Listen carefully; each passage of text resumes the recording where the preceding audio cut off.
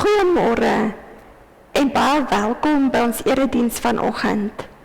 Baie dankie dat u ook elkeen vanoggend inskakel. Broers en susters, ons lees in die Bybel, ek is die weg en die waarheid en die lewe. Niemand kom na die Vader toe, behalwe deur my nie. Genade, barmhartigheid en vrede vir julle, van God die Vader, van Jesus Christus die Here, en van die Heilige Gees. Amen.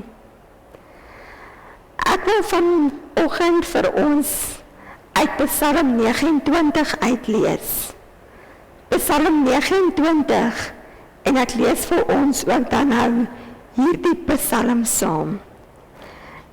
Die opskrif van hierdie Psalm is, die stem van die Here is magtig. 'n Psalm van Dawid. Prys die Here, julle hemelinge. Prys die Here om sy eer en mag. Prys die Here om die eer van sy naam. Buig voor die Here by sy heilige verskyning. Die stem van die Here weer klink oor die waters. Dit is die magtige God wat die weer laat reën. Die Here self is op die groot waters. Die stem van die Here is magtig. Die stem van die Here is vol majesteit. Die stem van die Here kloof die seders van die Libanon oop.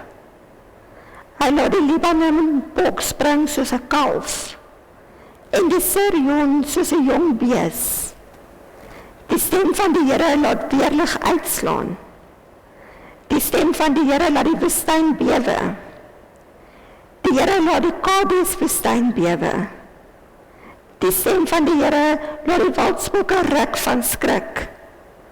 Dit stroop die bosse kaal. In sy paleis roep almal uit, hoe geweldig. Die Here heers oor die watermassas. Hy heers vir altyd as koning. Die Here gee krag aan sy volk. Die Here seën sy volk met oorvloed. Tot sover ons skriflesing vanoggend. Psalm 29 is een van die psalms wat God verheerlik weens God se teenwoordigheid in die natuur.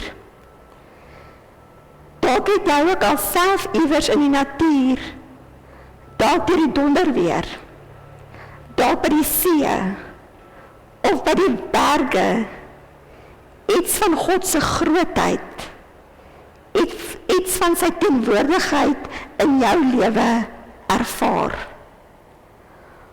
God se stem word in hierdie gedeelte met 'n aantal natuurverskynsels en donderstorms vergelyk. Om ek daarmee die almag en die alles veranderde krag van God te probeer weergee. Volgens geleerdes is daar ook in hierdie psalm verzet sigbaar deur die Kanaanitiese afgodsdiens van die volkere wat rondom Israel is. Die Baalgodsdiens was 'n godsdiens van die natuur van die Kanaaniete. En Psalm 29 neem elemente soos dat Baal deur donderweer kan praat in ag. En verkondig daarmee eintlik die Here se heerskappy oor die natuur. Baal was bekend as die reëngod gewees. En dit was uitgebeeld met 'n weerligstraal in sy hand. Teenoor die opvatting dat Baal reën gee, bely die psalm dat dit die Here is wat reën gee. En dat onder nie bloot die van die groot natuurkrag of die stem van Baal is nie, maar dat dit eerder die werk en die stem van die Here is.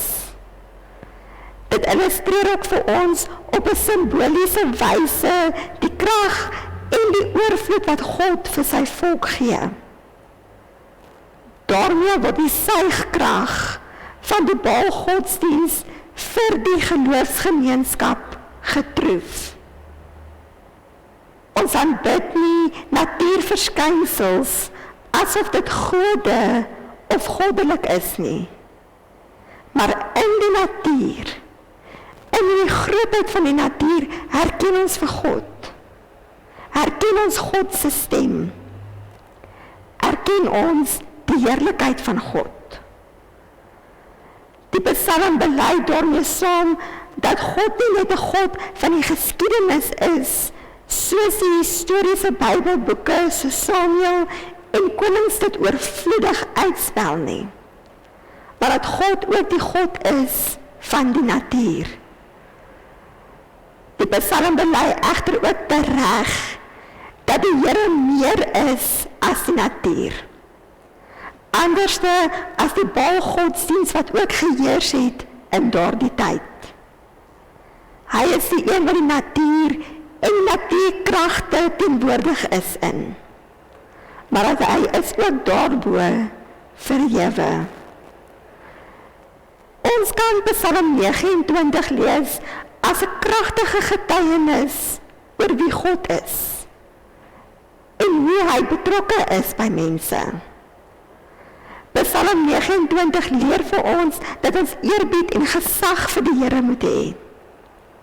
En lofprysing, broers en susters, pas by ons as gelowiges se lippetaal wanneer ons aan God dink. Die God wat geprys word, sy stem versplinter bome, bring donder weer voort en stuur weerlig. Dit wil voorkom of niks God kan terughou nie. Daarvoor is die wyse waarop die krag van die Here manifesteer heeltemal te oorweldigend.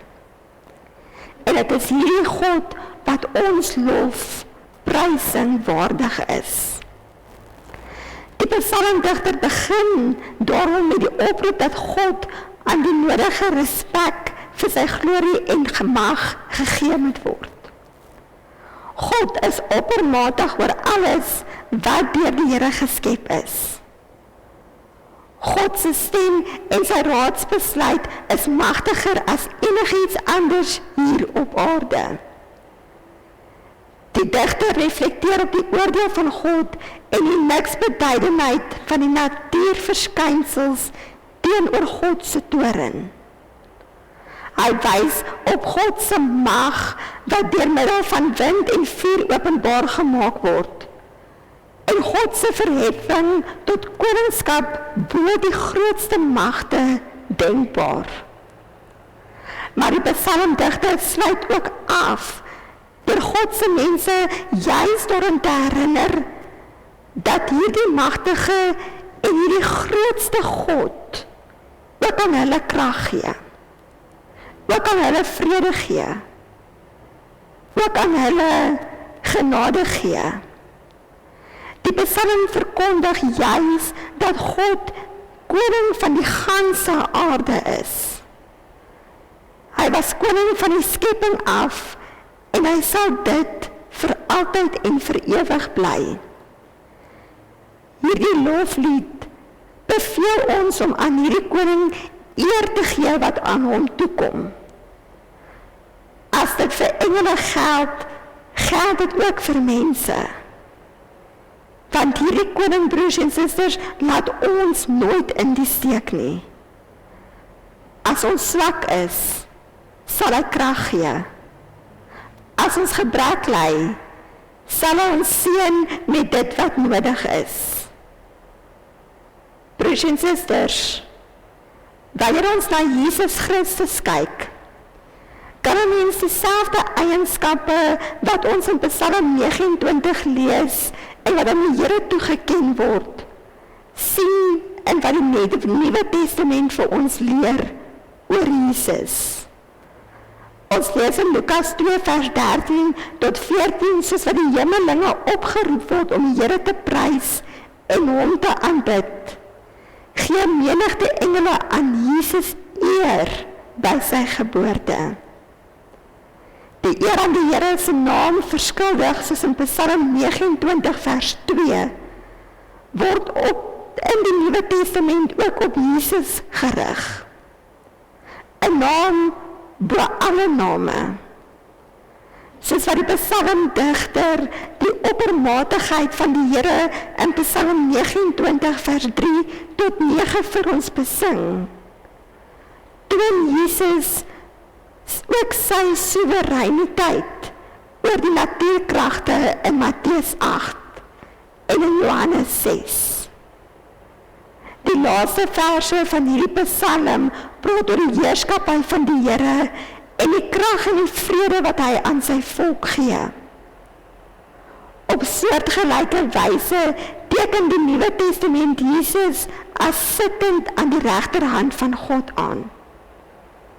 Hy regeer oor ons. Hy gee vir ons vrede.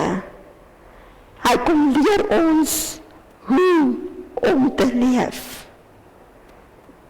Ons bevind onsself nou in die kerkjaar in die periode van Epifanie. Die Griekse woord wat verskyning beteken. Die verskyning van God se genade deur en in Jesus Christus.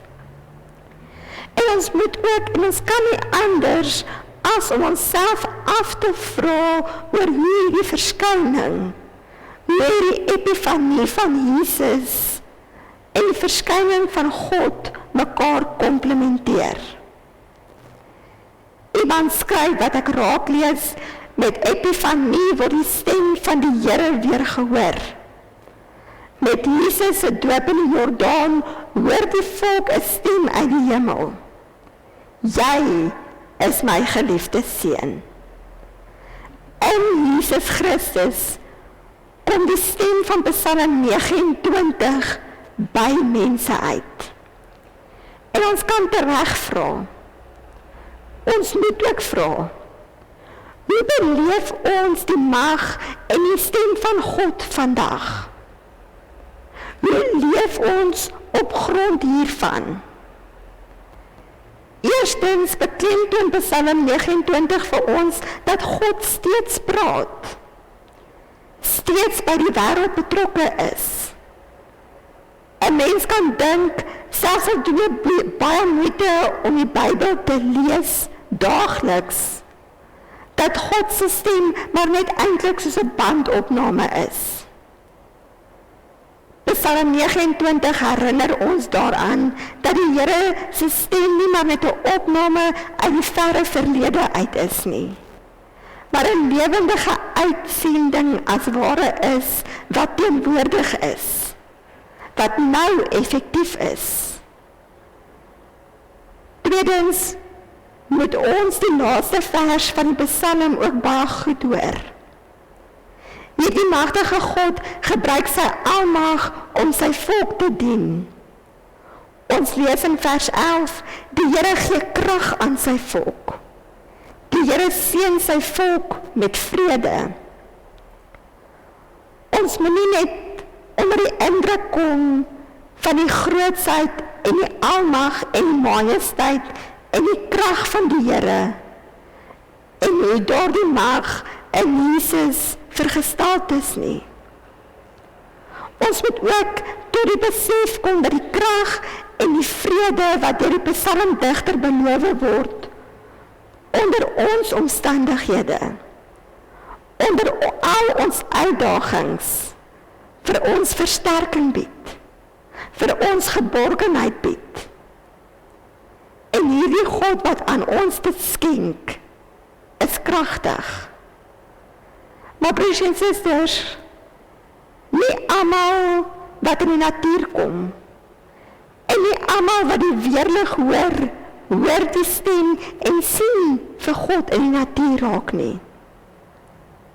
Maar ons as gelowiges behoort iets te hoor. Ons behoort dit te hoor waarvoor baie ander mense doof is. Die stem van God. As ons ore ingestel is op God, dan hoor ons hom. Dan ervaar ons iets van sy teenwoordigheid in die alledaagse lewe om ons. God sorg. God is altyd daar vir ons. En mag ons iets van sy sorg elke dag beleef. Of dit in die donderweer is, of dit in die grootheid van die berge is. Mag jy ook in hierdie nuwe jaar elke dag iets sien, elke dag iets hoor, wat jou herinner, dat God ook teenwoordig is in jou lewe. Amen. Kom ons bid saam. Here, ons Here, baie dankie dat ons vanoggend weer so voor u woord kon stil word. Here, dikwels voel dit vir ons of u ver is. Dikwels voel dit vir ons of u van ons vergeet het. Dankie dat ons uit Psalm 29 weer verseker kan weet dat u nou en elke dag teenwoordig is in ons lewe. Ja, Here, dat u nie 'n God is wat deel was van Israel en die oudtydse mense van daardie tyd se lewe nie, maar dat u steeds teenwoordig is by u kinders. Ja, Here, ons raak ongeduldig. Ons verstaan nie altyd hoekom die wêreld om ons so stikkend en seer moet wees nie. Ons verstaan nie altyd hoekom ons so stikkend en seer moet wees nie. Heilige Gees, ons bid dat u ons sal lei, dat u ons sal help, dat u so binne in ons sal wees, dat ons altyd kan weet dat u ons nooit alleen los nie. Vader, dankie dat wanneer ons vir 'n oomblik ook terugkyk, ons kan sien hoe u in die verlede gesorg het. Help ons dan, Here, om hierdie onsekere jaar wat vir ons voorlê, ook met daardie geloofsvertroue aan te pak. Dat maak nie saak wat op ons pad kom nie. U daar sal wees. Dankie, Here, dat ons kan weet dat u ons nooit sal los nie. Amen. Broers en susters, ontvang die seën van die Here en gaan dan ook in vrede. Staan in verwondering oor wie God is. Staan in afwagting oor wat God gaan doen. Wandel hoopvol, want God is aan die werk. Die genade van ons Here Jesus Christus, die liefde van God die Vader en die gemeenskap van die Heilige Gees sal by julle elkeen bly en wees, van nou af tot in ewigheid. Amen. Baie dankie dat jy vanoggend ingeskakel het by ons erediens. Kyk by jouself en kyk ook na jou mense. Totsiens.